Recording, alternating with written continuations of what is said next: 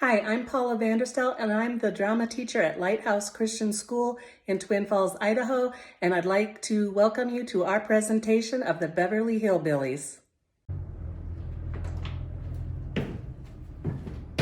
Green? Jet.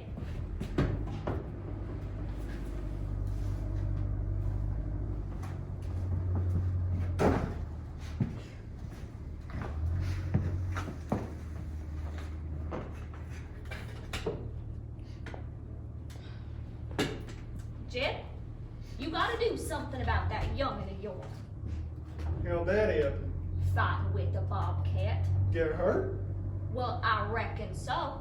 It went limping off on 3 legs. I swear, I don't know what to do about that girl.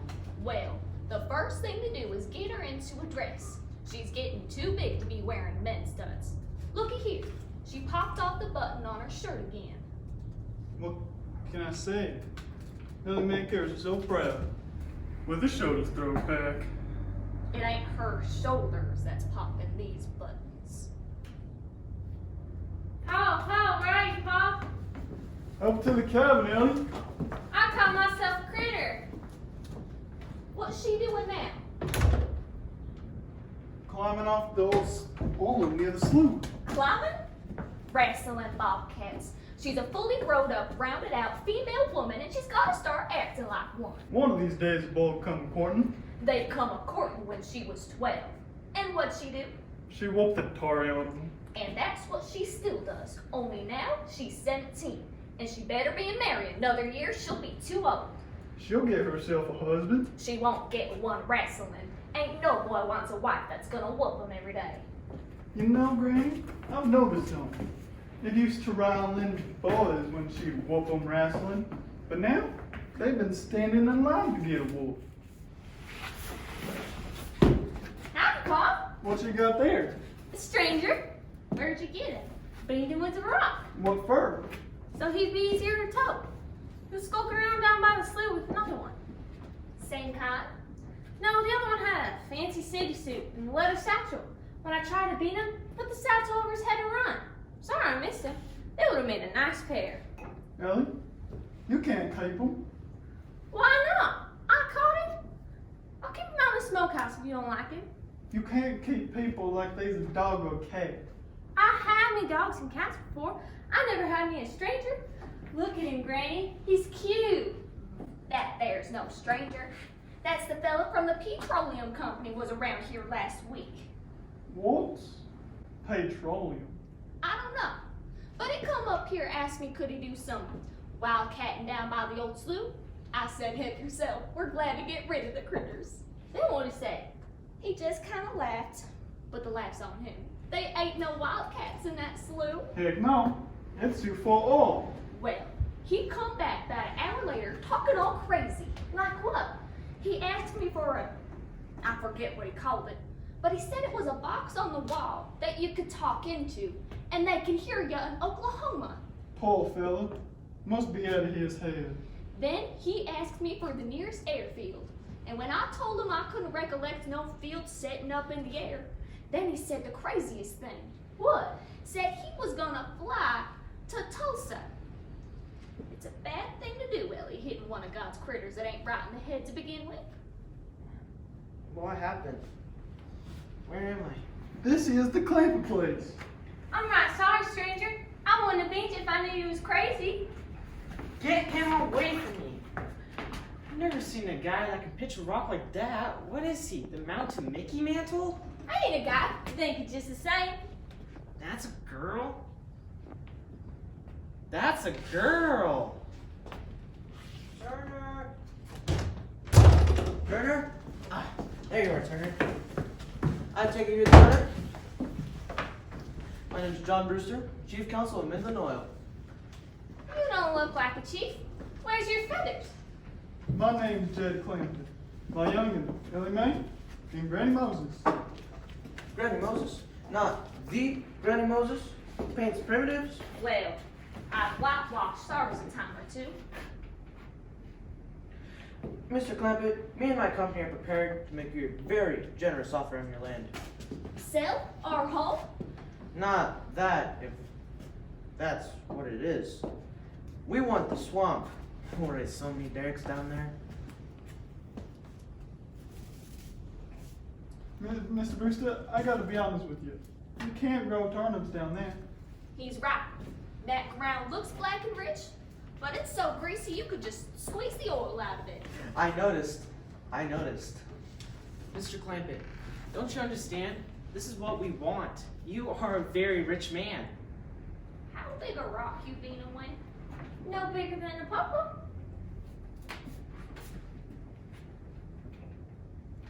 Stranger, if money was skunk off, a hound couldn't smell me.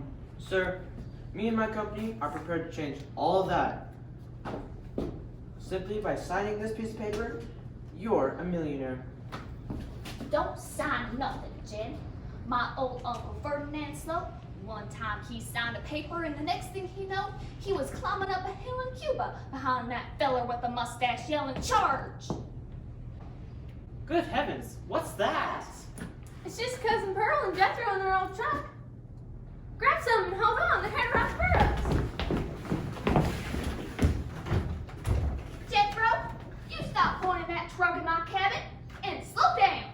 I'm a trying! I'm a dragging both my feet! I can't look. Did they hit us? No, but you should have seen the chicken house sailing across the yard. Looked like a fun-style gentleman chicken match. Jethro, you just pick up that chicken coop and put it back where it belongs. But Granny, maybe the chickens like it better on the other side. You're sure that's a fixing thing to do? Mr. Clampett, I assure you, by simply putting a mark on that piece of paper, you're a millionaire.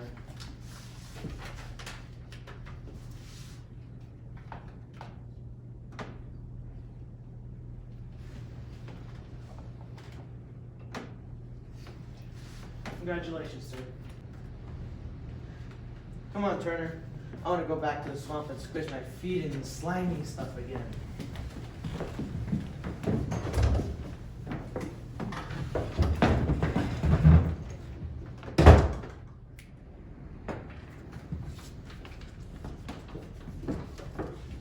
Jake, I saw that dirty up city fella toting a satchel coming over here, so naturally I came running.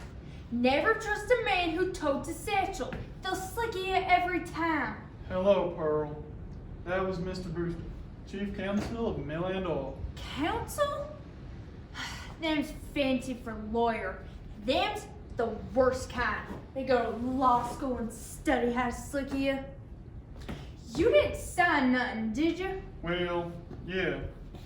Guess I did. How much they gonna pay you? Well, now, Pearl, that swamp ain't nothing good for. Jed Clampett, you got slicker and you're ashamed to admit it. I told him don't sign no papers. My cousin Hubert Quagmire lived over in the Tennessee Valley. One time he signed a paper and the next thing he knowed, his house was covered by the biggest lake you ever did see. No, paper signing is burning your bridges afore they's hatched. How much they gonna pay you? Well, they said, depending on how much oil they pump out, it runs somewhere between 25 and 100. 25 and 100? No, I know it don't sound like much, Pearl, but Mr. Brewster seemed to get us so about he's going to be paying me in some new kind of dollar. Oh, Jed, there ain't no new kind of dollars. Well, they's new to me. I've heard of gold dollars, silver dollars, even paper dollars. Now, he's paying me in, what did he call it? $1 million. $1 million? Jethro! It's wrote right here. You can see it yourself. Saints alive, you're a millionaire. Pearl! Mom! She fainted. I guess she's still flusticated when we hit the chicken coop. Here's the smelling salts. Did we hit the coop? Yes, but nothing but a couple eggs broke. Something for you to faint about. No, I've never fainted before we hit the coop. No, I fainted because Uncle Jed's a millionaire. There she goes again. Well, gee, if it's that bad, I'm sorry for your troubles, Uncle Jed. Thank you, Jeff Pearl. Is it really that bad, Pearl? Is what that bad? being a millionaire. That's for sniffing, not drinking.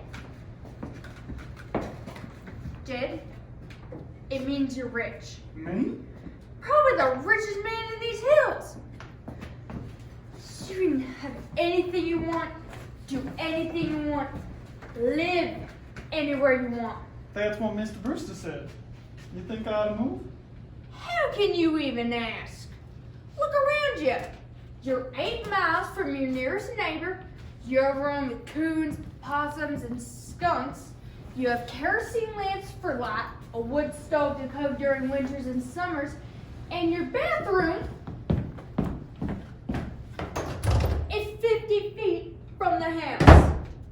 And you ask, should you move? You're right, Pearl. A man be danged to leave all this. Hey, look, there's a stranger out by the pig pen. I'm gonna go get it. Feather, you can't have him. He's mine. Don't belong to either one of you. Jethro, put that rock down. Ah! Darn. What are them foreigners gonna think of our manners? Jethro, give him back. No way. Give him back right now. No. He's mine. You ain't neither. Is You too. ain't neither. Is. Wanna wrestle? Darn tootin'. Now, here, you two. Stop wrestling before I whoop the both of you. I could have whooped you. Couldn't. Could. Ellie Mae, you're getting too old to be wrestling with boys. You gotta stop minding your manners and wearing dresses. Oh, folks call me a sissy. It ain't sissy for girls to act like girls. Ellie, I reckon every man wants a boy, and you was my only youngin'.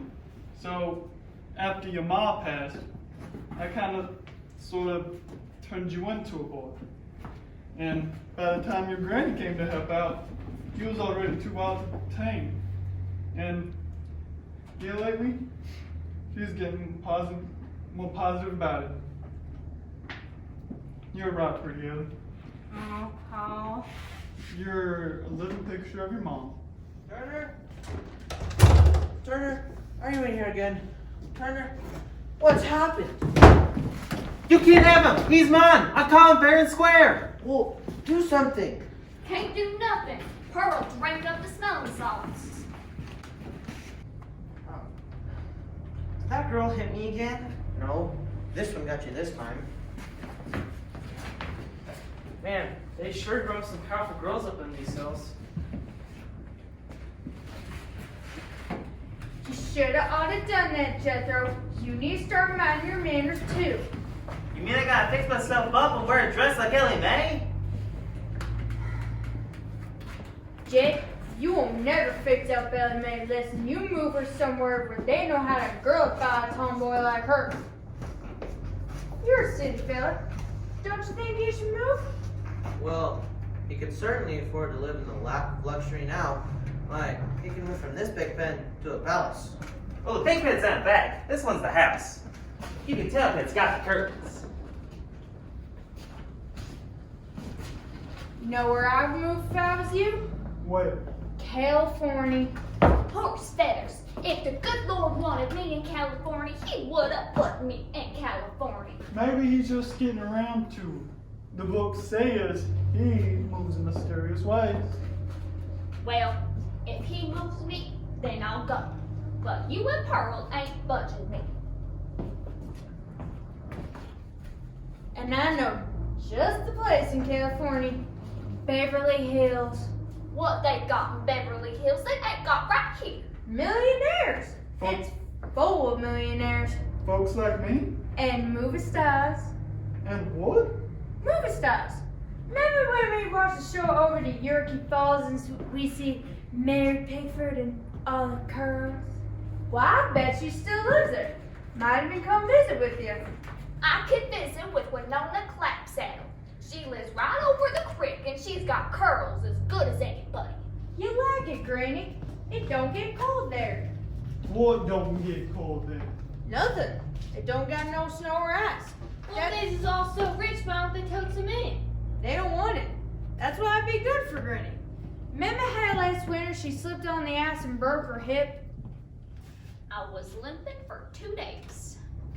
And now they can get a fine education, grow up more ladylike. Would I wear those fancy dresses like them city girls do? And get my powder on my face and get my hair done up all nice in them beauty parlors? Why, sure you will. Then I ain't going.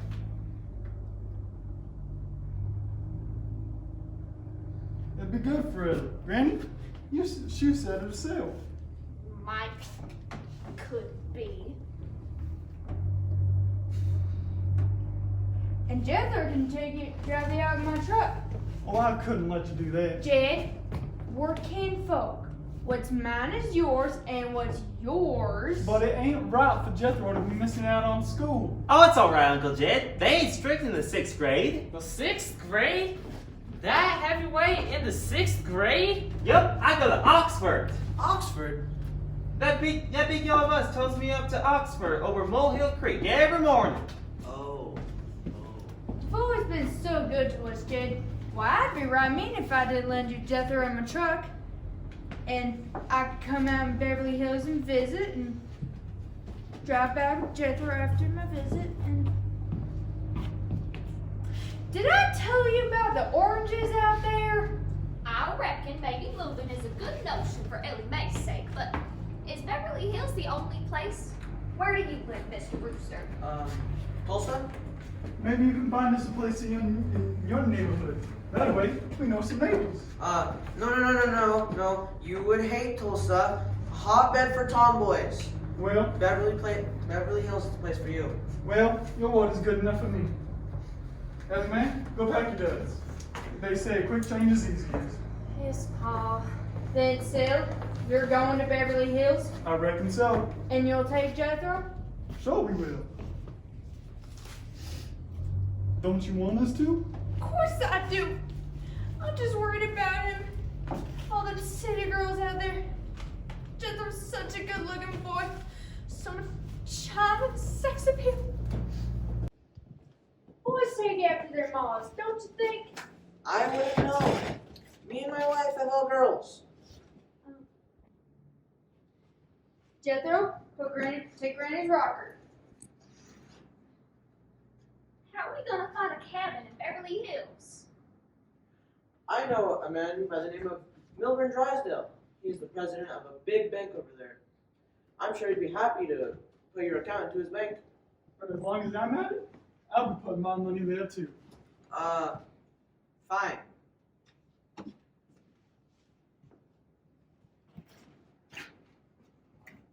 Come on, Turner. Let's go. I'll call him. I'm sure he'll be happy to find you a suitable house down there. Thank you kindly. Goodbye. Bye. I'm all packed, Pa. Jethro, take Granny's rocker. And remember, if you ever need your mother, don't hesitate to call and I'll come running. Oh, thanks, Mom.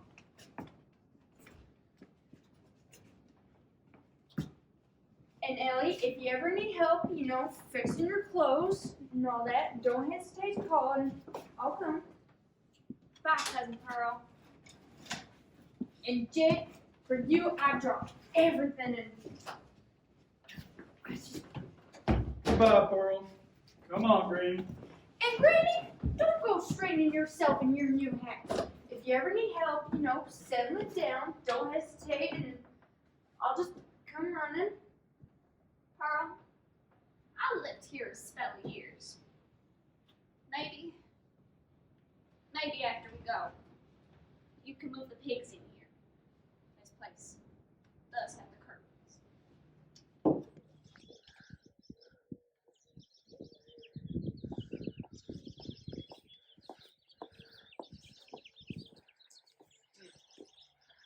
Mother Drysdale, I simply don't understand you. Purchasing an estate directly next to ours for a family you don't even know.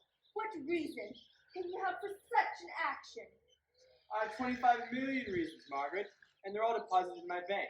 Money is money, Milburn. You can say that again. But position, breeding, that is what is important. We don't want some riffraffs living under our very noses. The Clampets are my kind of people, Margaret. Loaded. Besides, John Brewster sent them to me. Oh, what does he know about society? He's an oil. So are the clampets, apparently. Up to their clavicles. Even so, rushing me here from a sick bed. Margaret, you're as healthy as I am. Neither you nor the doctors understand how I suffer from my migraine headaches. Well, I shall greet them, Milburn, but we will not mingle with them socially till I have a genealogical check run on them. I think I hear a car. Well, rabbits, they have singularly poor taste, but their millions, they're riding around last year's Chevrolet. It's just Miss Hathaway. What home, Mom, Captain? Ah, the Captain's lady. And how are we this fine day? I don't know how we are, but I am upset. With your qualifications as a secretary, you should have found these people a home far from mine. I fear the Clampets will be, how shall I say, nouveau riche? Well, they're so rich, but no way, hardly not. We able to find a school for the children. Mission accomplished. I called Mrs. Pennyweather from Pennyweather Academy. But that was my school. It's the most exclusive in the area. They won't take oily mountain children. They did when I mentioned a donation to their new library. They just built the library. I subscribed myself. Well, it seems that they spent too much on the building. They don't have enough books. Mrs. Pennyweather will be over before the afternoon is out, but it will take 5 minutes. What is that incredible noise? I would venture that a garbage collector. There isn't any garbage here. The Clampets haven't arrived yet. I hope. Milburn, tell them to go away. They look like gypsies. Hippies. Howdy, I'm Judge Clampett. Clampets? My youngin, Ellie Mae, and Granny Moses. Oh, we're the Drysdales. And this is Miss Hathaway. Oh, Milburn, I'm about to have a migraine. Quick, get some boiling water. No, I'm going home. I must be alone. You're right. That's the way I have my children. All alone and out plowing an hour later. My wife is not having a baby. Well, by the looks of her, it'll be pretty soon. Milburn, will you escort me home? Margaret, I think we should stay. I'm going. No, you're staying. I'm going. Margaret? I'm going. Uncle Jet, that fox is trying to bite that lady. Jethro, get back here. Milburn, they're assassins. No, ma'am, we're the Clampets. Maybe the assassin's family used to live here. Get them out. I have only 2 words for you. Get them out of here at once, if not sooner. That is 10 words. At a time like this, do you expect me to count? Ah! I must apologize for my wife. She's a bit under restraint. I don't understand why she's fussing so. These Beverly Hill foxes ain't got much meat on them. This is sick. Anyway, look at all the fur molts off his belly. This here's dandy soil, Jed. We can grow us a good stand of corn here. Fine, we'll commence plowing tomorrow. But you can't grow corn here. If Granny says it's good soil, it's good soil. But this is Beverly Hills. Dirt is dirt. But you can't, you're not supposed to, well, why don't we go look inside? Ain't that a city, California? Thinks you can grow corn inside.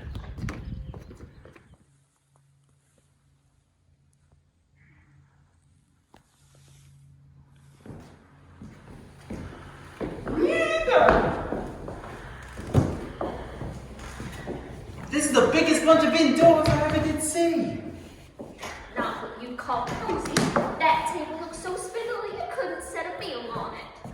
This is an antique beer table. It was once in Versailles. Why, just think. Marie Antoinette brushed past it on her way to a fancy dress ball. Napoleon could have set his hat there. Louis XIV may have stubbed his toe against it. Mr. Drysdale, we just plain folk. We don't mind things being secondhand. If they ain't a stove in the kitchen, I guess I gotta go cook it out back again.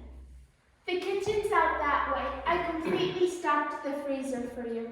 Well, I like to cook in the sitting room so as I don't miss nothing. All right, Granny, we can move the stove. Why don't you look at it first, Granny? You'll love it. Just past the dining room and the butler's pantry. Jethro, let's go look. I never did see a tree that grew pants before. Well, I suppose this is quite different from your farmer home. Well, I roughed it before, I can rough it again.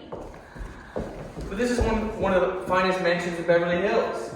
It was built by one of our greatest actors, John Barrymore. Pretty fair stonemason too, but we had a real first class back at home too. Well, yes, those southern mansions are quite beautiful. The Spanish moss, those stone white pillars. We left the moss, but we brought the pillars to put on the beds here. I believe she was referring to wooden pillars. No, never slept on one of them before. Jed, can't start the stove. Can't find a wood box, no place. Jethro, get the axe from the truck and try bringing some firewood. Yes, sir, Uncle Jed. I saw some dead trees outside. Pretty near as high as the house. But you don't need wood for this stove. I reckon you both them career girls, Miss Hathaway. Appears to me you don't know much about cooking. Papa, you should see that there icebox. It's big enough for a whole side big. No food? Yeah, and guess what keeps that great big thing cold? What? 3 or 4 little big things about like this. Should we see the drawing room? Look at that! A whole room just for drama. Well, Mom Captain, I don't think the Clampets are ready for Beverly Hills, but I sure know Beverly Hills isn't ready for the Clampets. You have as usual, Miss Hathaway, put your fingers on the crux of the whole grisly mess. And the first person to get a petition to remove them will be my wife. Well, maybe she'll come around. Maybe she'll even help you get them socially acclimated. My wife, before our marriage, once broke up the engagement with a Rockefeller because he ate a salad with a cake fork. What? But nothing. I'm either going to lose my largest depositor or my wife, and I've got to choose. Obviously, there's only one choice. I know. But how am I going to tell my wife? Mr. Drysdale, you're not serious. No, of course not. That's what makes it so difficult. I love my wife. Well, like we used to say at the start, love will find a way. Did love find a way to you, adversar? Well, no. Then shut your well-educated mouth and think of a more practical solution. Is this the Clampets? Oh no, man, it's their house. Was that their garden, Madam? I don't know, Percy dear. He was awfully muscular, Miss Pennyweather. That looked like a chopped up telephone pole he was carrying. Granny, I got the firewood. That damn trees is all strung together with black ropes. So no matter what you do, it kept them from falling down. Can't find a pump in the kitchen. Don't see no well, no creek. This fancy place ain't got any water, Jethro. Well, there's a cement pond out behind the bushes yonder, Granny. I'll need a powerful fur piece to haul water up to the house. You don't have to haul water up here, dear lady. Looky here, stranger. I don't care how folks in Beverly Hills lives, but us Clampets is going right on for taking baths. Get in there, Jethro.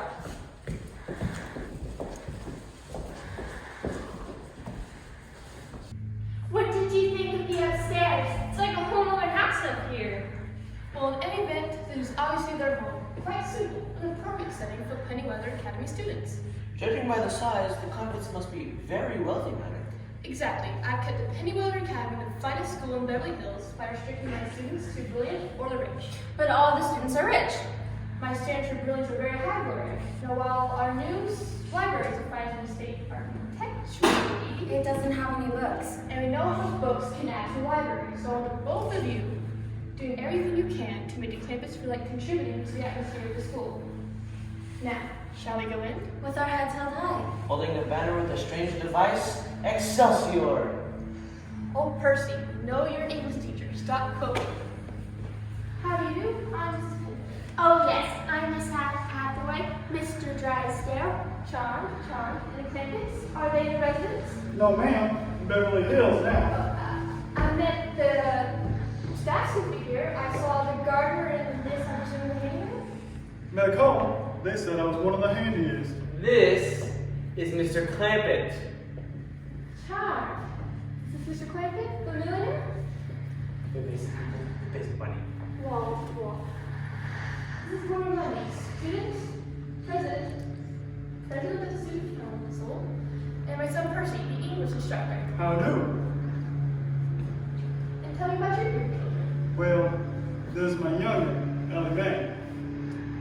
She's a nice child, but I gotta admit, a little strong-willed. But we keep her away from all cats, and she'll be fine. Wildcats? Matter? And then there's my cousin Pearl's boy, Jethro. I don't know how long he's going to stay with us because he's got to get back to school, Oxford. He attends Oxford University. Well, it's a school in Oxford. His pa went there too. Ah, yes, the old school tie. I suppose he went to Eton as a boy? He went to Eton the minute he was born. Of course. As soon as he was born, his father matriculated. I'm pretty sure it was his mom. Well, no matter. At any rate, he's an Eton man. That he is.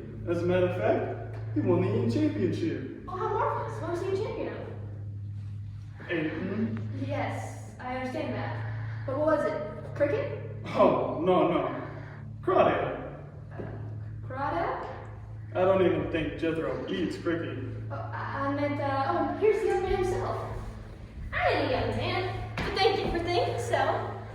This is Ellie Mae. Your doctor, what an interesting country you have, my dear. Yeah, and I can spit 20 feet too. Welcome, young lady, Percy. Welcome to Pennyweather Academy, Miss Bandit. Ellie Mae, where's your manners? Oh, he was there in the back.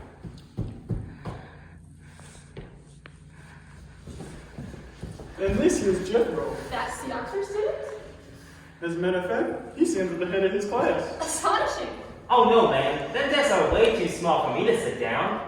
May I welcome you to Pennyweather Academy? On behalf of the student council, I'm Gloria Mundy, the president. Oh, go on. You're funny me. I know the president's a man.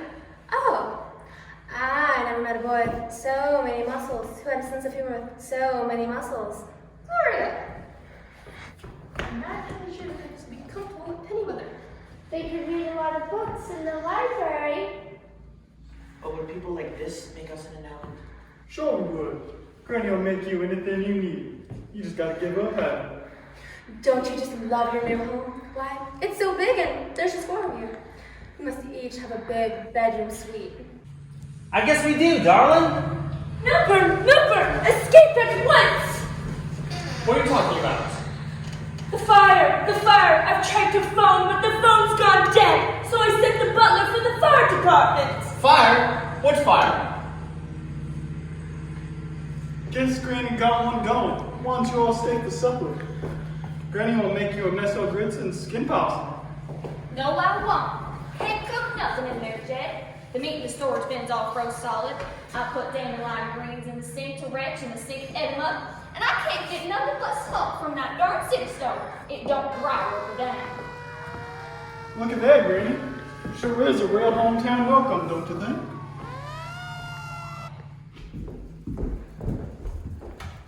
Like that, Granny? It's commencing to look more home-like, ain't it? What you doing? I'm going fishing in the cement pond. There ain't no fishing, man. I ain't fishing for fish. I'm fishing for figuring. What kind of figuring you fishing for? I'm fishing for to figure how to get home. This is home, Granny. Give it time. A new place takes some time to get used to. I got used to home all my life. I want to go back. Can't do nothing here. Can't raise corn. Can't keep chickens or pigs. How come that the neighbors don't allow folks to keep animals? They got such a fancy all-fired stock pen. Well, Granny, turns out that their stock pen is something called a tennis court. What in tarnation is a tennis? Don't know, but one of these days we's gonna get us a pair and go to raising them. You go to raising them. I'm going back home where I can have a few of the good things of life, like muskrat shanks and black-eyed peas. I knew you was getting homesick from that. That's why I sent Jethro out to get some. He won't find none. I've been all through these Beverly Hills, and let me tell you, it ain't easy. You gotta climb fences, jump over hedges, get around them cement ponds where there's usually a bunch of naked people smearing themselves with oil and yelling at you to get out. This place is full of the messiest, greasiest, unfriendliest mess of people I ever laid eyes on.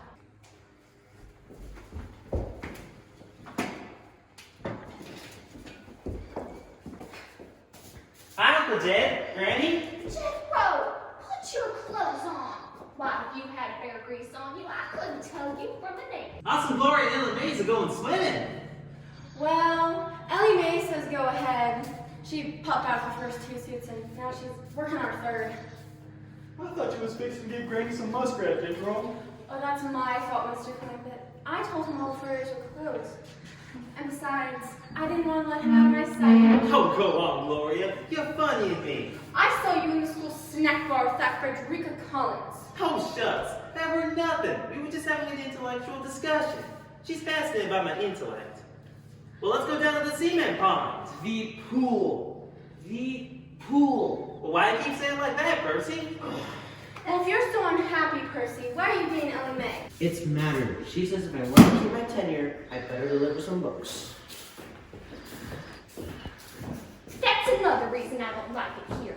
Jethro, lollygogging around in no clothes in his mom's truck, chasing girls, showing off. Remember, I warned you. You give that boy the 3 keys to perdition. 3 keys to perdition? Fine clothes, a fancy car, and 50 cents a week. Granny, I thought you liked Jethro being so popular. And Ellie Mae, she's got a beau too. And him an English teacher. English. A real American boy was good enough for her mom and me. We don't go to no school, and we ain't met one single person. They ain't been one neighbor come a-calling since we moved here. So that's what's ailing you? Granny, you gotta remember, this here Beverly Hills is where the movie stars live. What's that got to do with being neighborly? Nothing. Thought it'd sidetrack you. You answer me this. If neighbors moved into that little cabin down the creek from us back home, what would we have done? Why, we'd take a mesopone and skin possum. Well, has any living person brought us a mesopone or skin possum here? Has any living person even been here? The fire department, they dropped in 2-3 times. Only yesterday when you was trying to make soap out back. Can't even do that. Appears to me people living here ain't only greasy, they's filthy. I want to go home. What are you doing now? Where's that Gloria? She's splashed in the sun. I gotta get dressed for tennis. Is a tennis a girl? I ain't raising no girls in that sock pen, Jed. Granny, tennis is a game. You take a paddle and you bash a white ball across the net. What for? Well, I don't rightfully know. But only Frederica Collins is coming to bash the ball back at me. Doggone.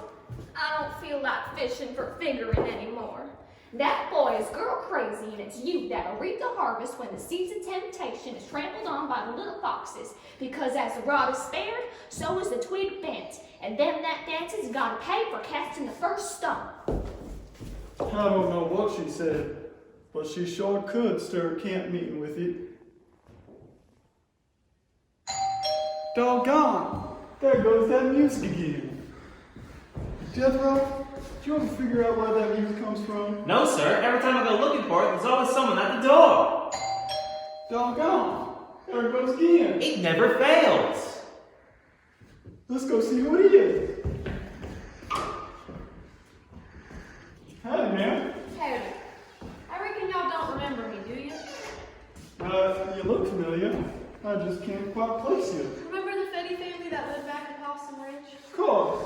You're one of Jake Fetty's girl. I'm Emmeline. Well, bless my soul, Jethro. You recollect the Fetty family? I sure do. I used to chuck rocks at him. He's grown up since.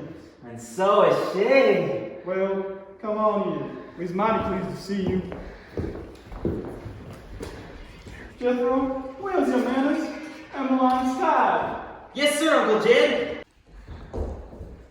Jethro, you got married! Put her down. I told you, Jed, I told you this would happen if you let him run loose. Granny, they just mad. It's worse than I thought. How could you go and marry a stranger? We ain't even married. How about you don't even recognize her? Who does? I never forget a face. It's Gertrude Sunmeyer. Essie Bell Gooch. Rita Boggs. Granny. Florence Twitty. Granny, Don't you tell me. let me give you a hand. Jake and Nora, Paulson Ridge. Dora Ridge. No, This is Emmeline, Jake and Dora's daughter. You didn't have to tell me. I knew her right off. Welcome, darling. Thank you, Granny. How's your mom calling all the young ones? Fine as frogs here. Jethro, let's get Emmeline settled in the spare room next to Henry. Yes, sir. Ah, man, take her things to the spare room. Hey, looky here, a cuckoo clock. How made me fetch this long waking up mornings? He said the hotel might not have a rooster. Hotel? The bus driver said maybe I could get into the YWCA. I wouldn't stay no place that has to be spelled in next to company. You're staying right here, Emmeline. I sure don't want to be no bother. No bother at all. Ellie, you recognize this girl? Don't waste your time, Jed. She ain't got my memory for faces. This here is Emmeline Fanny from back home. Howdy, Ellie. My goodness, y'all sure wear short dresses out here. This is what they call a beach jacket. Ellie, you're showing your skimpies. It's a bathing suit, Emmeline. A bathing suit? Gosh, back home, folks still takes a bath with nothing on. Ellie, honey, why don't you show Emmeline to the spare room next to yours? I got a suit you can borrow after you put your things away, and your room's got a beautiful chest of cedar drawers. Cedar drawers? Don't you get splinters wearing them? She sure is a hick, all right. We just have to smarten her up so she fits in Beverly Hills like the rest of us do. Jed? I wonder how come Jake and Dora didn't write to us that their daughter was coming to California. Could be. Because they can't write. She's uncommon pretty for a Betty. The rest of them look like they must have took home pills. Yeah, you could chuck them betties in the creek and skim them in 2 weeks. Excuse me. I'm Frederica Collins. Is Jethro here? He's upstairs, man. Are you the one interested in his intellect? Isn't it incredible? Yeah.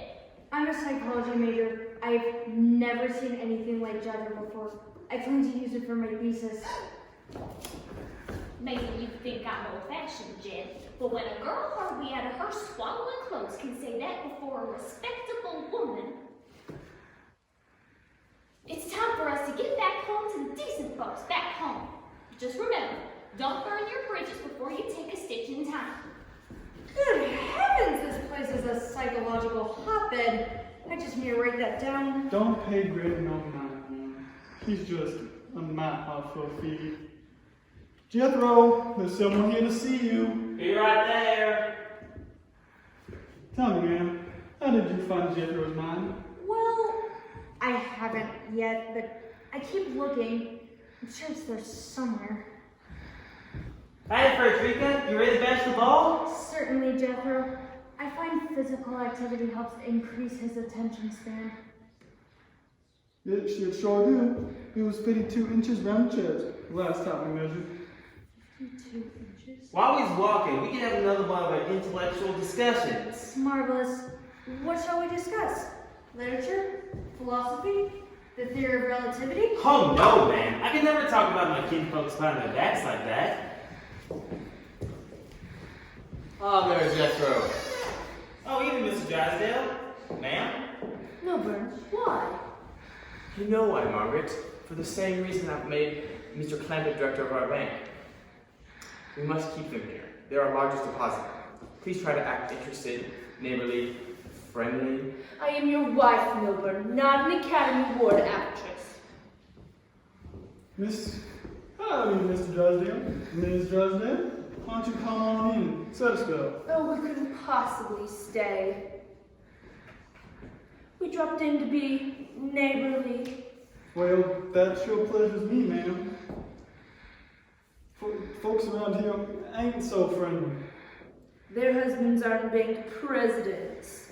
Well, I don't care if they's rich as us. Granny's so lonesome for college, she's planning to go back home. What? No. Why, that's just why we came over. To tell you we're going to throw you a party. To introduce you to society. You're giving us a party at your house? Not in my house. No, at your house. So people can see you in your natural setting. Oh, Granny will be as happy as a swallowed with a two-headed worm. Granny, someone come see who's here. You'll help her, won't you? She's a nice woman, but I ain't what you call a society hostess. No, she ain't. Isn't. Oh, Milburn, it's contagious. Well, how do, Mr. Drysdale? How you been keeping, Miss Drysdale? How's your brain? My what? You know, your brain. My grain. My migraine frightful. You'll never know how I suffer. Morning's all I can do to swallow a mouthful of tea. I was like that when I was carrying Ellie's mom, all sloshy and squirmy as a snake in shed season. But don't worry, I got just the thing for you. Jed, you reckon I could won't up about you my stomach mash for Miss Drysdale? I couldn't let you trouble. No trouble, got most of the fixins. Puccoon root, wretch wheat, sourdough, skunk oil, snake wart, stump water, and slippery animals. A few other things that's a secret. And I'll send Jethro to get the biggest toad he can find. A toad? What do you need that for? Just for testing. I give the smaller and see how far it jumps. Last time she made it, she jumped clean over Alburn and Bradley Pryor. That's awfully high for a toad. That was Alberta. She had the stomach ailing. Milburn, take me home at once. Aren't you gonna help Granny with the party? What party? We's giving one to meet the neighbors. A party? That's a right good idea. When is it? I need time to fix things. Can't do it before tomorrow night. Tomorrow? Don't know what vittles to fix. Do you reckon folks about here like skunk stew and dandelion rice? Anything. Just do a simple menu. Milburn, take me home and get me the list of the people who owe your bank the most money. I'll invite them. Well, now that's right from me, Granny. Sure is. Let's go in the kitchen whilst I figure out what to do with the menu. I wonder, should I fry it or boil it? But Emmeline, you can't go swimming in your overalls. I'm a honing and a pining to swim, but looking like a goose that's plucked for Christmas? Look at me, I'm all skin. What would your pa think? Well, it jolted him first time I did it, but once Miss Halfway from the bank took me to buy some clothes, she explained. They don't never mind him. Well, I ain't going until he tells me it's fitting himself. All right, Emmeline, wait here. Pa! Colonel Foxhall, please. Colonel, read it. Okay, yeah, I'm in Fort Knox. They fell for it, hook, line, and spare room. Great job of research you did on the Fetty family, by the way. I thought they were something you read out of science fiction. Yeah, I checked out the cuckoo clock camera and the tape recordings to shake Jed Clampett loose from a cool million. Emmeline, we'll be here. Oh, Lottie, don't come in. Got a split, Colonel. The rube is just coming up the midway.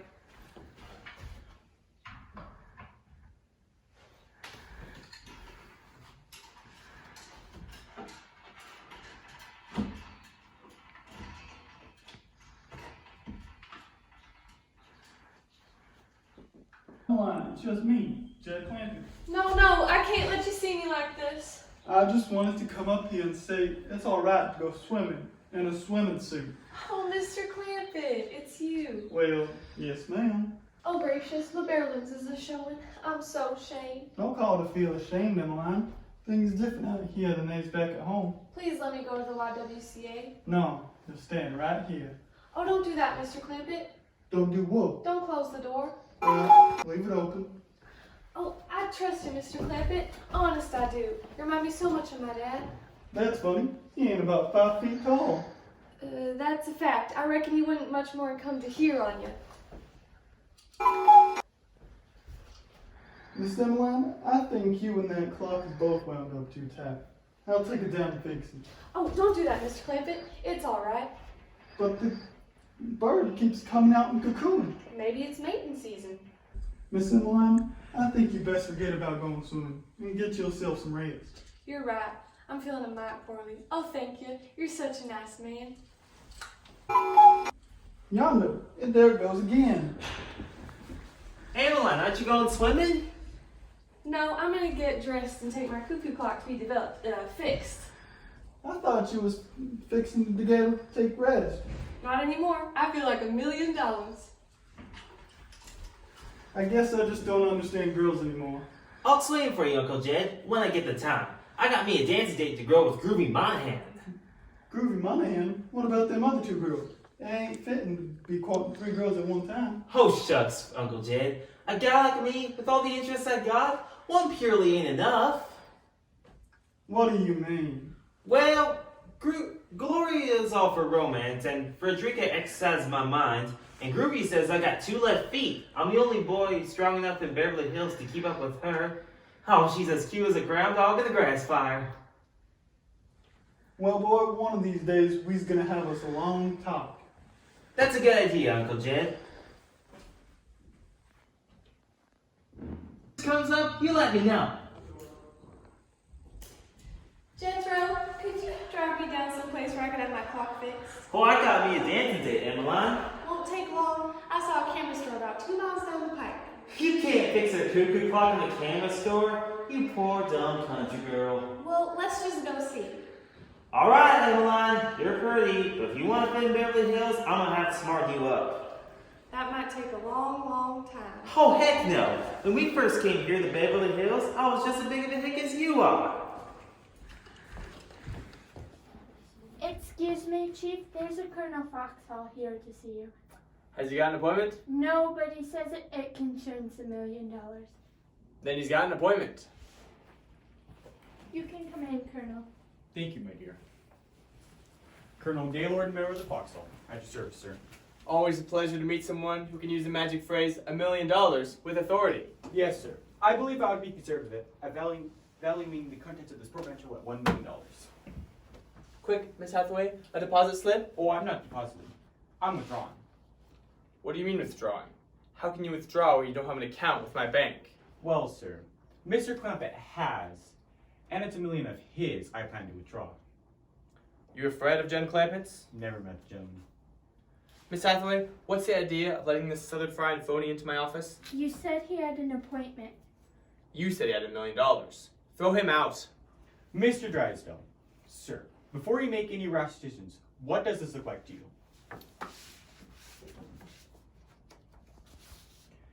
An old goat kissing a girl in a bathing suit. Good day. Right you are, sir. Care to identify this old goat? Great J.P. Morgan's ghost. It's Jen Clampett. Impossible. But true.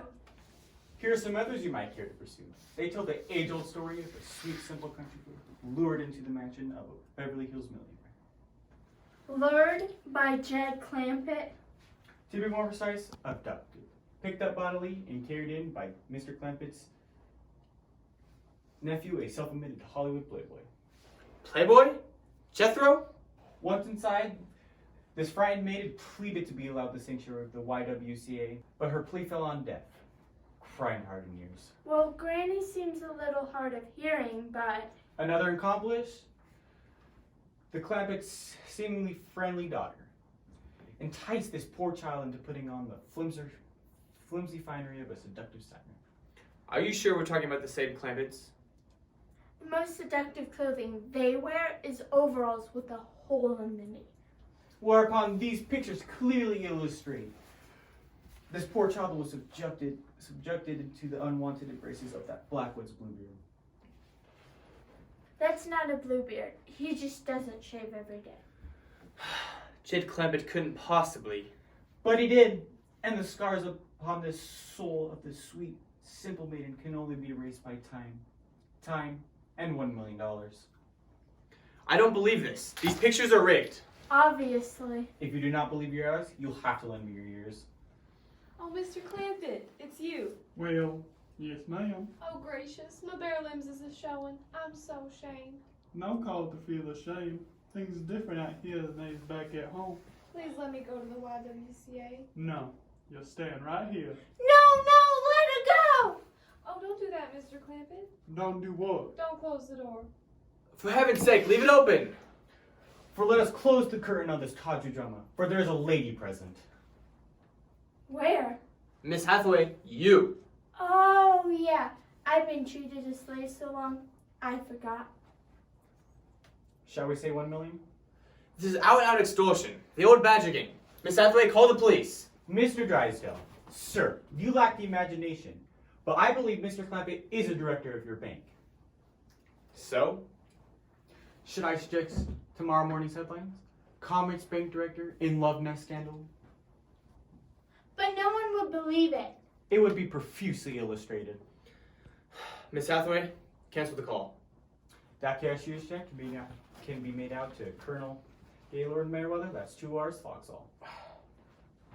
I'm not authorized to write checks on my depositors' money.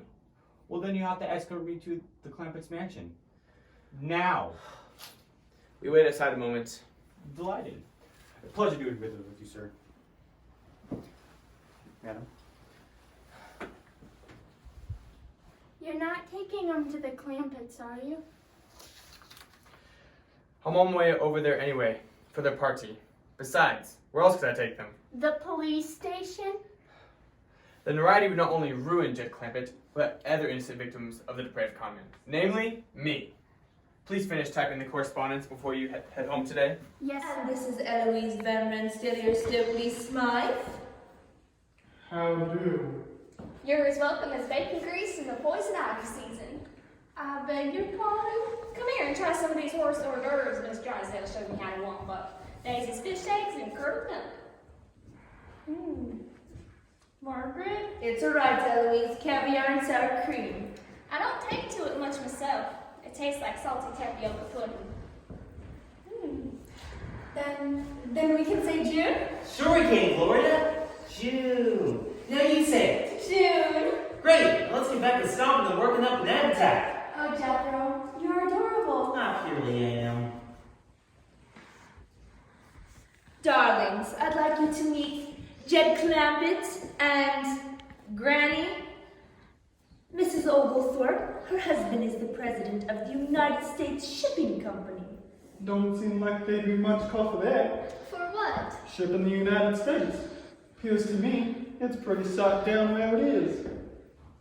You ever think of other business? Like hog butchery?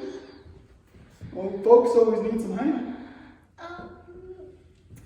What's a lovely table is it Chippendale?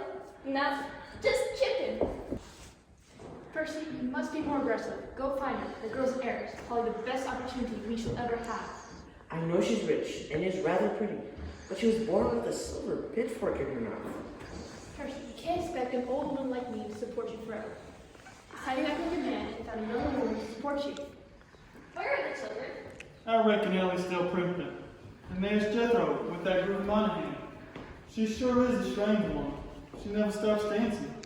They're in the place in Tijuana. Groovy baby groovy. We can't tie it. If we want a groovy baby, the Dodge play in America. Keep the whole limber. Dance right through your service and you don't have to be nervous. How about it, Jethro? That's groovy, baby, groovy. Groovy baby groovy. Jethro, that youngin's always talking like she's a singer. How do you understand what she's saying? I'll tell you the truth, Uncle Jed. I don't understand what any of these Beverly Hill girls is saying. Anyway, in all my born days, I never seen a prettier doggone. How an old mountain goat like me ever have known? Why, standing there in that shiny dress of yours, you're a queen. Just a natural queen. Feel it, Paul. It's slicker than a toast belly. My dear, you look rational. Percy just said so. His head is stuck from ringed notions, but his throat is too dry to speak. Aiken? Head stuff? Sounds like he's got the influenza. Or the COVID-19. Well, I don't think he should go out. Run on, you keep going. Do they want to sleep together? Who knows what happened in moonlight? Well, Percy may get the whooping of his life. Jethro, I've been trying to get you alone all day, and I've come to an important decision. I mean, when you stumble on something as earth-shattering as this, I think you should give up everything for it. I know mine, like yours, is a once-in-a-lifetime opportunity. Don't reckon there's another like it. Jethro, I hope you don't think of me forward, but Would you consider marriage? Honest, Frederica? That's pert near spooky, because I would consider marriage all day. Oh, excuse me, I have to go to my reactions. Oh, Uncle Jed, I reckon it's time for our man-to-man talk. Sure, Jethro. What you want to talk about? Marrying up. Well, that's quite a big step. Who's gonna be? Gloria? Groovy? Or yeah, Frederica? Emmeline Fetty. She is crazy, desperate, mad in love with me. Emmeline Fetty? When did all this happen? Well, you see, I was traveling into town yesterday, and I didn't aim for it to happen. After all, I'm a sophisticated Beverly Hills playboy, and she's just a simple old country girl. I tried to keep the lid down on my charm, but it must have slopped over. No fooling? All the way there, she kept trying to get me to drive to this out-of-the-way place where we could be alone. Uh-huh. She kept telling me to get lost. Well, boy, I reckon you ought to think on it for a spell. I don't need to think. She needs me. She is awful dumb. She took her cuckoo clock and needed fixed into a camera store, and that dumb store fixed it. You sure you want to marry a girl that dumb? She knows I'm smart enough for the both of us. You should have seen her face when I started siphoning for her. That would carry weight with the feathers. They weren't long for learning. Uncle Jed, when I went up the multiplication table of 12, Emma went crazy, commencing moaning and gasping for breath. Good thing you didn't stop any gazootas, or she would have married you then and there. I'm gonna do something for her right now. Emmeline! Emmeline! Howdy, Jethro. Listen to this, Emmeline. 5 gazinta, 5 once. 5 gazinta, 10 twice. Oh no. 5 gazinta, 15 3 times. Come on over, Miss Drysdale. Bring your friend. This is no friend of mine. This is Colonel Foxhall, and he wants to show you some pictures. Granny, everyone, someone wants to show us some pictures. No. Only Mr. Clamp will be interested in these. What do you think, Granny? I like that one, Jed. That one and the rest. They're yours. For $1 million. Well, they're rather good likeness, Colonel, but just expensive. Mr. Clement, if you do not pay his price, these will be in the front page of every newspaper tomorrow morning. Well then, we'll wait till tomorrow and cut them out of the papers then. Mr. Clampett, I find your levity and jocularity most inappropriate to solve the occasion which has brought us here together, and I'll tolerate no further sham or delay, while the sweet, innocent girl pictured here suffers the pangs of purloined publicity. Put them together with Granny and they'd stir a camp meeting wide open. How me and Percy's engaged. Engaged? How marvelous. Or is it? Mother, she broke my arm. Broke your arm? Did you marry her? I'll sue Clampett. I'll sue you for assault and battery. I didn't break his arm. We was just playing ball. In that dress? Yeah, Miss Hathaway said it was a ball gown. Come here, Percy. Your eyes here. Come wash your face. Emmeline got away. Uncle Jed, you're kissing my girl. What girl? Now what do you want to confuse me by getting me to think? You was aiming to steal my sweetie. What sweetie? Keep talking, my boy. I'm recording every word. Mr. Clement, shut this one up and pay this one off. I'm sorry, Uncle Jed, but we gotta fight us a duel. Now look, boy. I'm gonna go find a glove to slap you with. Take fit for you to kiss someone when we were fixing to be wed. Not Groovy, baby, Groovy! What's it got to do with you? He's engaged to me. Jethro's gonna marry me in June. No, he's marrying me in Tijuana. Nonsense! He's marrying me in the interest of science. That is it.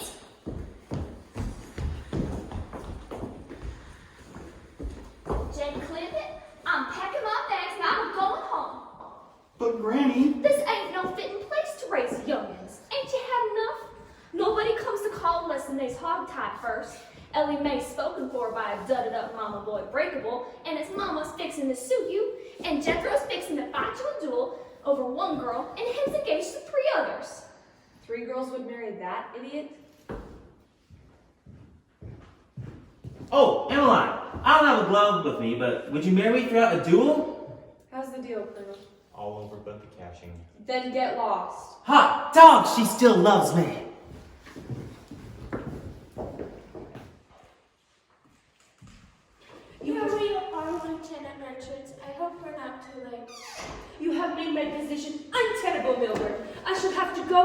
hide until the whole ugly scandal blows over. Someplace where I am unknown. Some small, rustic, expensive village like Acapulco. Never fear, Mr. Drysdale. Cavalry has arrived. You, where were you when I needed you? Probably some other bank looking for some other job. Miss Hathaway, you're a affirmative secretary. Mr. Drysdale, I resent the imputation that I am anything but a loyal employee, constantly toiling for the betterment and safekeeping of the hand that feeds me. I have been emulating art and moving mountains to accomplish the downfall of the evil forces that threaten to purloin. Milburn, make her stop addressing us as a public meeting. What does she mean? I brought the cops. Police! Oh, the scandal!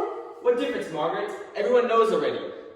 You, get Colonel Foxhall. He's in there. The thief, the extortionist, and the murderer. Murder? The $1 million is coming from my bank. And believe me, that'll kill. Foxhall?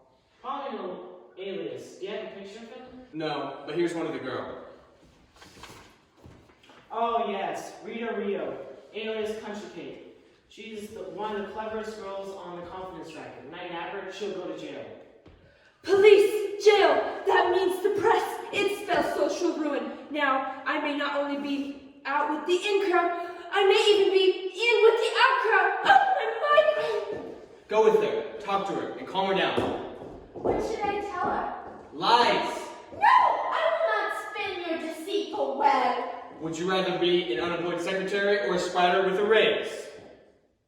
Wait! Mr. Drysdale! Everything will be alright! Do you know where Rita is? No. But she's out there somewhere. I'll search every nook and cranny. You get him. Okay, start thinking, Rita. You can still make something out of this. But where's the gimmick? Emmeline here! Emmeline here!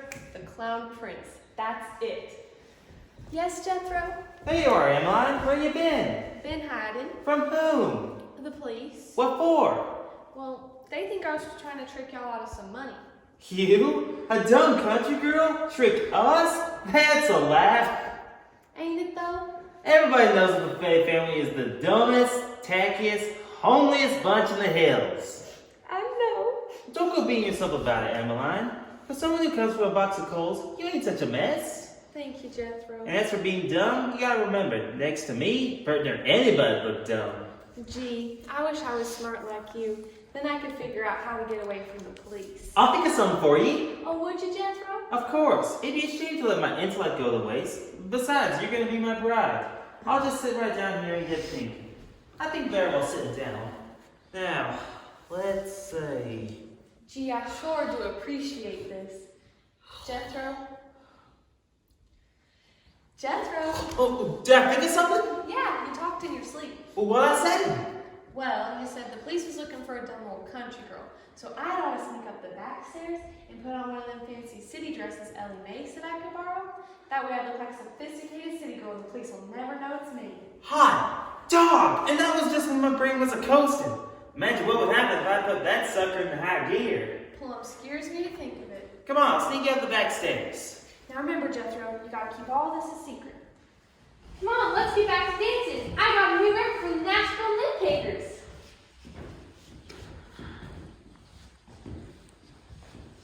When I first arrived, I thought it was a Halloween prank, but the Crampets are rather dear. The well-spoken, well-dressed, well-mannered people we know. And that sweet old lady's food is so interesting. I wonder what sourdough and Hansel and Chitlins really are. Mr. Clinton, my name is Richards. I'm a bunco specialist. Bunko specialist. Thank you, young man. But Mr. Clement has enough bunko. He's not interested in buying anymore. He'll be in touch. Goodbye. Oh, Colonel Foxhall. Oh, you two know each other? Well, any friend and Colonel is sure welcome. Mr. Clinton, I handle fraud, swindle, blackmail, things like that. Mr. Colonel, I know it's none of my business, but why would an educated man like you take up with a swindler? No, Mr. Clinton, I'm only here because I need you to identify the Colonel and sign a complaint. Don't sign nothing, Jed. The last time you did, we wound up here in Beverly Hills. Granny, the Colonel's took up with bad company. No. He's claiming to be a swindler. No, you don't understand. Here, let me clear things up. My name is Lieutenant Frank Richards. Now he's claiming to be in the army. A confirmed charlatan. Now, Colonel, he may be a criminal, but you got no call to criticize his religion. No, I'm a detective, an investigator. Now, son, if you was telling the truth to commence with, you wouldn't get mixed up like this. Mr. Clement, before I make things any more confusing, I'm only here for one purpose, for you to identify a criminal and sign a complaint. Colonel? Is he a criminal? Yes, indeed he is. Jethro, seize him. Hey, let go of me! Uncle Jack has got a gun under his coat! What can you say? Never approved of playing with guns. Now, it's one thing to come into my home and being a swindler, but when you come into my home toting a pistol, you done that on my credit. You're gonna get whooped. Take him to the woodshed, Jethro. We ain't got a woodshed, Granny! And they call this place a mansion. I reckon if we had a woodshed, I could stand out proud of Beverly Hills single-handed. Take him to the cellar. Let's go get us a switch jet. Let go of me! Hey, Jethro, what you got there? Got me an old swindler. I'm taking him to the cellar. Miss, can you please make him let go of me? I sure can. You can't neither. You can't neither. Oh, Now I got me a little swindler. you give me back my swindler! Won't do it. You will too. Won't. You will too. Help! By dinkies, I'll get the truth out of that rascal once I get this trimmed down. Oh, Mr. Drysdale, you missed all the excitement. We got us a little swindler down in my cellar. Good. I was hoping to give him a taste of some mountain justice. He's a crook, a charlatan, and a blackmailer. And a lie, too. He's claiming to be a detective. Quick, take me to your cellar. This way. I'll be down directly I trim my switch.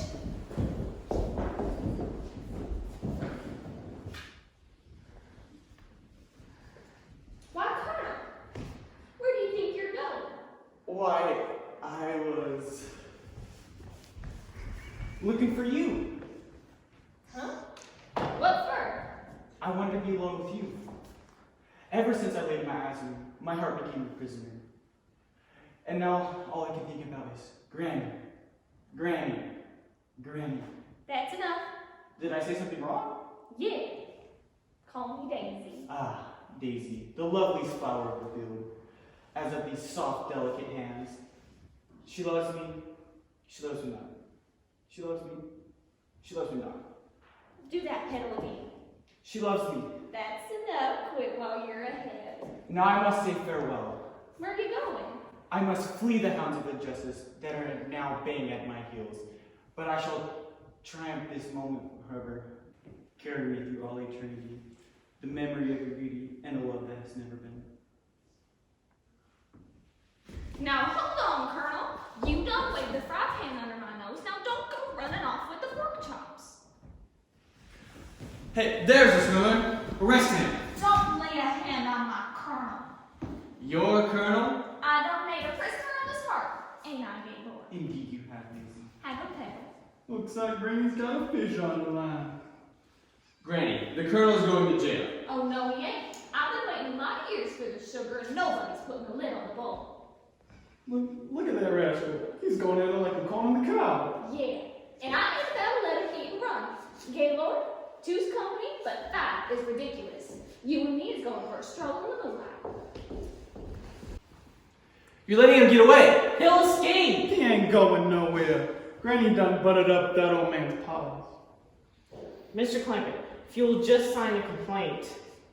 Well, you give us a little trouble, but nothing to complain about. Hey, this little swindler got loose. I'll take him back down the cellar. He ain't a swindler. He's a detective. Oh, I'm sorry. But you better get on just to make sure. Well, Ellie, let go. You should be looking for Emmeline Fetty, Lieutenant. Why look for Emmeline when I'm right here? Because she is as big as a crook as a colonel. Emmeline Fetty? She isn't a Fetty, she just claims to be. Have you ever seen a fatty? No, sir. Well, there's who ain't one sure ain't gonna claim to be one. That's true. and then that is once tries to lie out of it. She's a dangerous girl. Go, Lieutenant. You better come too. I might need some help subduing her. Can I use your phone? My wife is having another of her migraines. Sure you can. I hope it's a boy. I must be in love. Jethro. Oh, howdy, Ann. Jethro, it's me, Emmeline. Well, hot dog. I done worked through my magic on you, didn't I? I sure did, Jethro. Now, if I could just find a way to get to town, I could find me a job and pick out a new name. A new name? Well, yeah, the police are looking for Emmeline Fetty, so I gotta change it. Oh, yeah. I got it. Elverina Fetty. Maybe I should change Fetty, too. I need a city name. How about Chicago? I mean a Christian name? How about St. Louis? Never mind. How to get to town and find a job to pull. To get. Well, you could work for Mr. Drysdale if I could teach you the cipher. Oh, boy. It would work. I done made you too pretty. You know, Miss Drysdale is as jealous as a cat with one kitten. Really? Go on outside, Jethro, and see if anyone's coming. Well, I can't see that far. There's a hill in the way. Go on out, Jethro. See if anyone's... Okay. Jethro, for this whole horrible half hour, I've tried to forget you, but it's no use. My tortured brain keeps crying, Jethro, Jethro, I can't think anymore. So I know you must be the man for me. Maybe it's the animal in me, but it's nature. Jethro, nature. Just like fish gotta swim and birds gotta fly. You know, that's true. I'm so happy you understand, and surprised. You're Mr. Drysdale, aren't you? Oh, yes, it wasn't I came in. I'm Audrey Roberts from the DA's office. We've recovered a valuable piece of evidence, the camera with which Rita Rio got those incriminating photos of Mr. Clinton. Camera? This is a cuckoo clock. I haven't seen one of those since I was a boy. Oh, Mr. Drysdale, you're hardly more than a boy now.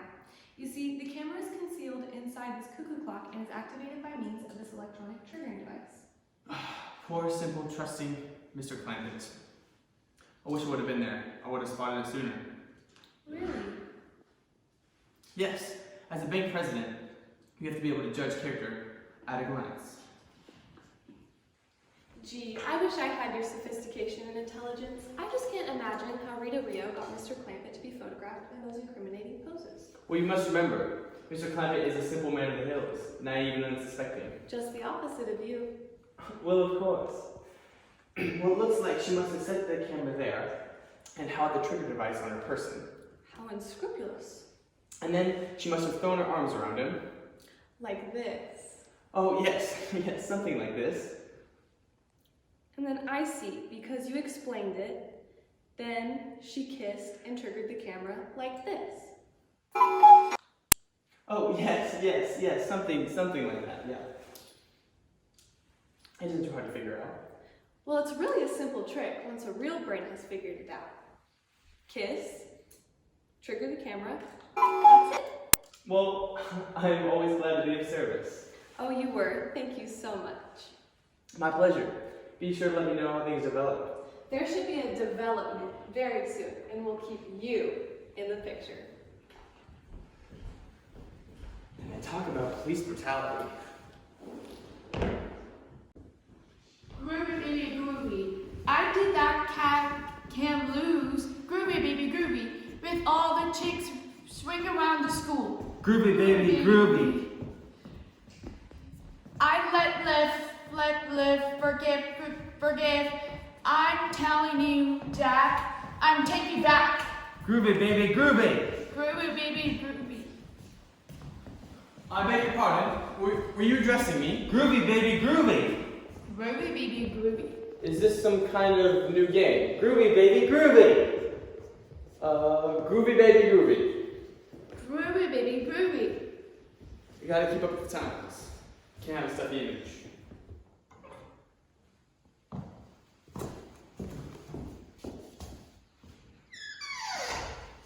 Ah yes, my lovely Daisy. If ever a woman deserved to have luxuries lavished upon her, it is you.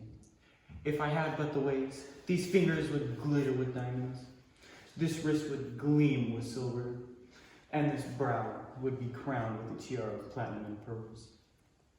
How about a gold tooth? If I had the ways, I would shower you with gold. But, however, the slings and arrows of financial adversity have left me monetarily immobilized. Does all that fancy talk mean you was broke? You do have a way with words. Well, why didn't you say so? I got a great big mattress just stuffed with money. You have? Yeah, and it's your kind of money. Confederate. Psst, Colonel. Who is that? Why, it's my little niece, Rita. Go peddle your papers, girlie. The colonel's busy talking mighty pretty, and I'm a-listening. I must speak with her. Poor tyke, I'm her only family. But while I'm gone, Daisy, consider the moon. Consider the maleficent moon. Consider the stationary stars. Consider all the planets wandering the heavens above. I declare, gay lord, your mouth goes like a whippoorwill behind in a whirlwind. Of course, Jethro, as a woman, I was hurt and insulted. But then I said to myself as a scientist, would men already been insulted? Well, of course not. I never even dated her. I said, when a scientist decides to dedicate her life to a project, she is bound to have little setbacks every now and then. Well, little setbacks? Well, shucks, Frederica, we ain't even married. But I can plan on nuptials? Well, suppose if a girl can't plan on any setbacks, some Mikey tail nuptials would be nice. Go plan those. Magnificent, my dear. You have snatched time from the very jaws of justice here. Congratulations, Miss Roberts. I see you apprehended the vicious criminal. I shall see to it that my bank gives you a handsome reward. Reward? They'll be sending you one of our beautiful new calendars. Oh, continue as planned. I think you ought to better sit down for this. This might come as a bit of a shock to you. Okay? What you doing, Granny? I've been studying the moon, Jed, and figuring how long we're here before we come and how long it's going to stay after we go. Sounds like mine is pretty serious studying, Granny. Well, a body's got to chump up their ideas and let them digest a little like fiddles before they do any good. Right now, I got the girl and all the Beverly Hills on my stomach. And it don't sit right. Where were we? I was looking for Emmeline, and Ellie, that detective that's supposed to be looking for Emmeline, and I was doing a little idea chomping myself. No. You will not stop. I want Milburn, and I intend to get him. I am a sick woman, Miss Hathaway. Yes, but if you're sick, Mrs. Drysdale, you should be at home, lying down. There's no point to lying down and being sick if there's no one there to watch you suffer. I want Milburn. I am getting Milburn. $50,000 or we take the pictures to your wife? $50,000? I'm not an ignorant hillbilly. I'll take this to the police, FBI, and Attorney General before I send you a red cent. Milburn! Ah, Mrs. Drysdale. I'll pay. What are you paying for? I'm paying for the Cuckoo Clock, for the game room.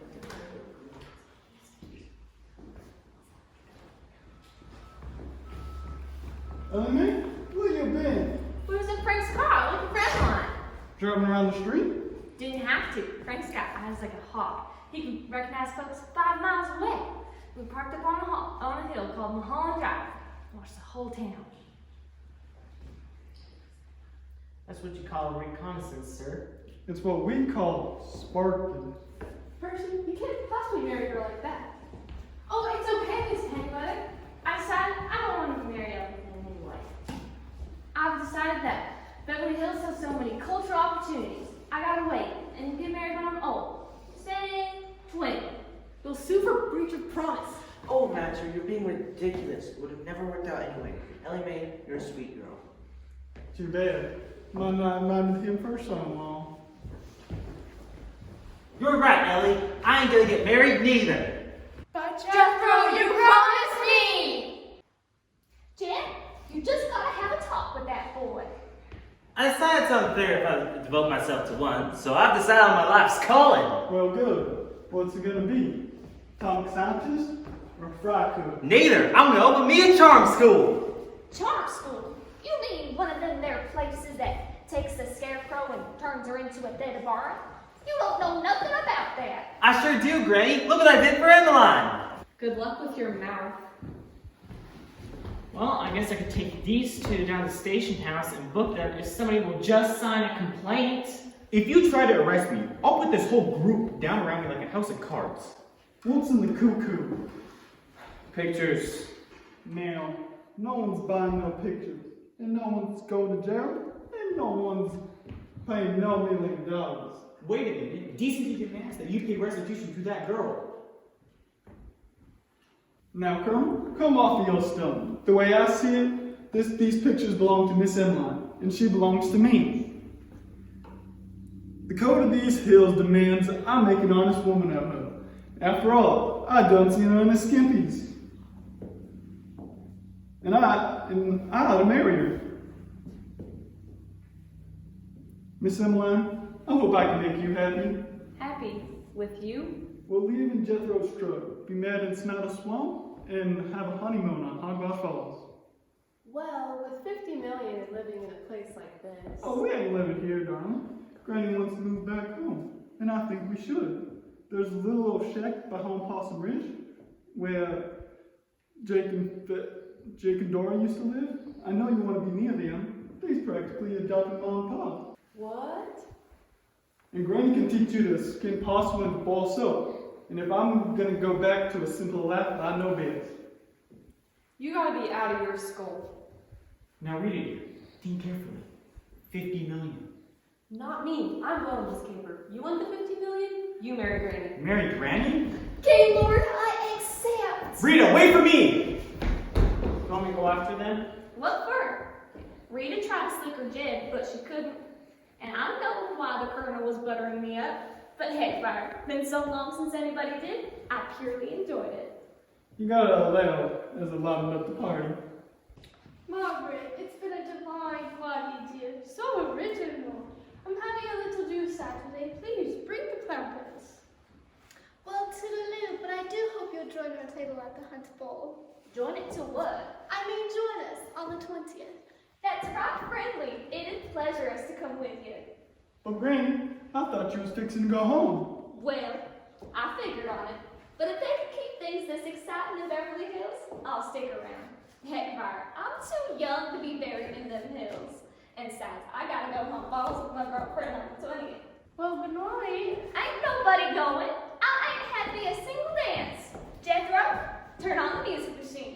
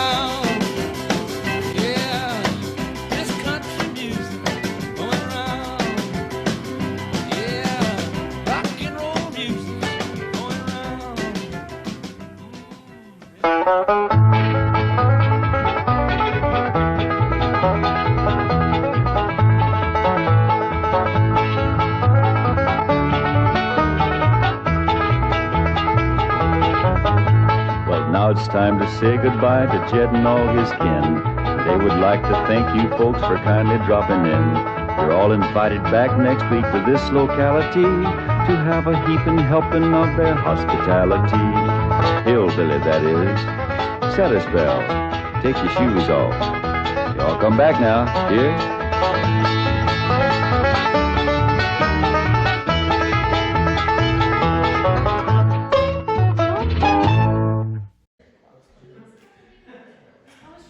You see, the camera is concealed in the box, and it's activated by means of this electronic device. But Jill, I can't. Wait, Jethro, turn on the music machine. Everyone starts dancing.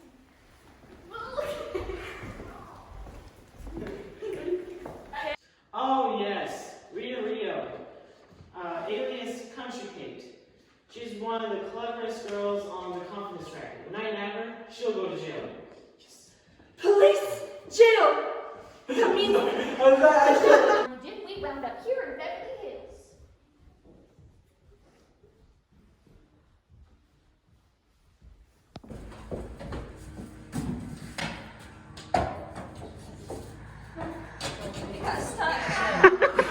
You should be looking for Emmeline Fetty, Lieutenant. Why look for Emmeline when I'm right here? Because he is as big as... She. Yep. She's gotta start acting like one. And I know all those boys came a-courting when she was 12, but what do you think she did? Okay. You're letting him get away. He'll escape. You're letting him get away. He'll escape. Don't pay for Okay, ready? Yep. Do it. Shake. This time. You're letting him get away. He'll escape. He ain't going nowhere. Granny done buttered up that old man's pie. Okay, everyone go home. I want to finish this, so we're going to do it, okay? Let's do it. Okay. Good? You're letting him get away. He'll escape. He ain't going nowhere. That man.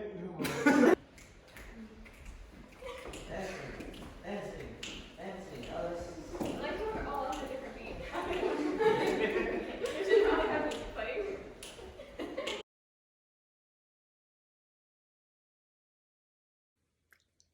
I hope you enjoyed our presentation of the Beverly Hillbillies, filmed May 2020. As most of you know, May 2020 was just coming off of the Corona COVID quarantine and stay at home. That meant these students practiced online for almost 8-9 weeks. Practicing online is hard. It's no fun staring into a computer and saying your lines, not being able to block, not being able to build sets. It was very difficult, and I am so proud of these kids and amazed at the work they did. As soon as our stay-at-home order was lifted, we got together and we filmed this thing in 2 days. It's gonna have some mistakes, and I hope you enjoyed those too, but I am proud of these kids for sticking with it and pulling off a little movie film that we could have performed in front of an audience and brought the house down, but instead I hope we brought some laughter into your home. A special thank you to Berkshire Hathaway for letting us use one of their homes that they have for sale, and to Mountain View Barn for letting us use their rustic event venue in Jerome, Idaho. And a special thank you to my seniors. I'm gonna miss you guys, and especially to Wayne and Alyssa and Gabe for all the hours we spent editing this thing. I love you guys, and I wish you well. And a special thank you to Amy Movius. She was by my side the whole time. We're directors, but we're not film directors. And we learned a lot through this, and we could not have done it without you. Thank you guys, and I hope you guys enjoyed it and laughed a lot. Hi everyone, my name is Emma Rogers and I play Ellie Mae Clampett. I had so much fun doing this play, and even though senior year got cut super short, I was just super blessed to be able to finish out the play even though we couldn't finish out other things. I just learned a lot of how to finish what you started, and just being committed, and learning how commitments can look different and how changes can occur, but your commitment should stay the same. And so I honestly really enjoyed filming it. I think it definitely helped us be able to practice more, and it was just so fun to see the cast, those who are seniors and those who aren't, just really come together and work together to do this. And so I'm just so grateful for this experience, and Hey everybody. I would probably say of what taught me the most in drama and my experience overall is that it just taught me to be persistent and to finish strong, because everything got shut down, senior year got ended, and we still were doing drama. So it just helped me to finish strong, finish my senior year well, even though it was hard at times, especially in the 10-hour drama play that we had to record. It took a long time, but it was still really, really fun and really, really awesome. And so that's probably the one takeaway that I thought was really, really cool. And I'm very thankful for it. Hi, my name is Alyssa. I played Granny. I want to thank you all for watching our show. This situation has been pretty difficult.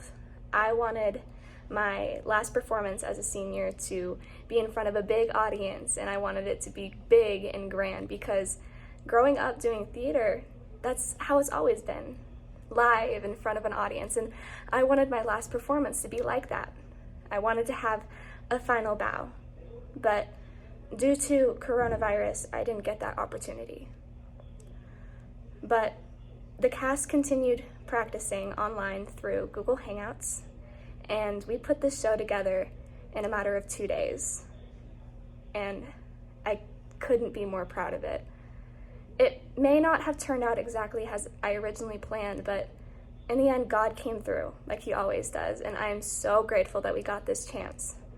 In the end, it doesn't matter if we're performing live, or if we're just putting together a movie, or if there's an audience at all.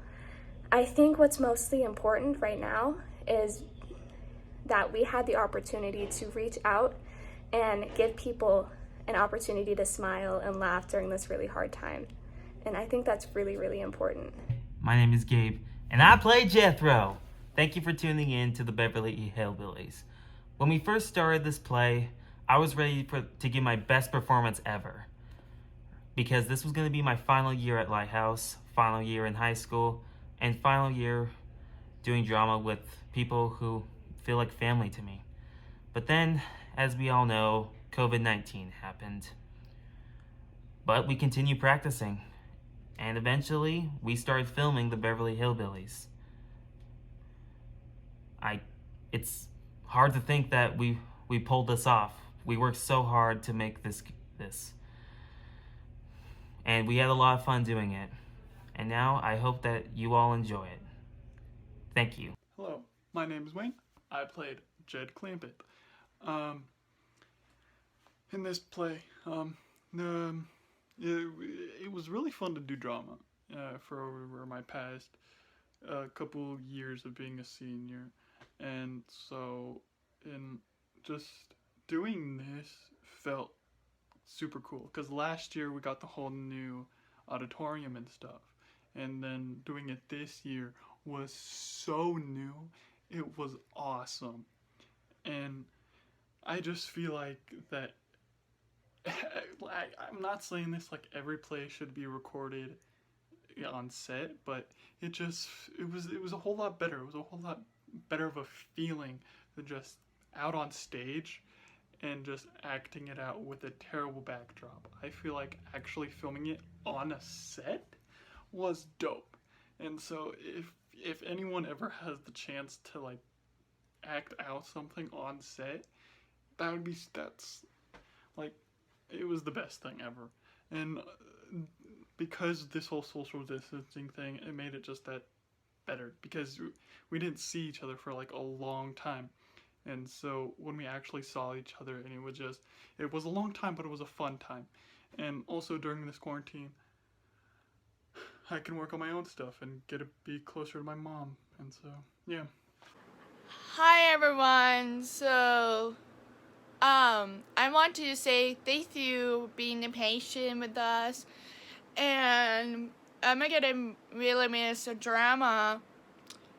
And hopefully the video will be done. I can't wait to see them. And then so yeah, a whole thing of curtain, whatever. And I just want to say my senior year is being a great senior year. And so I hope you good watching the video, and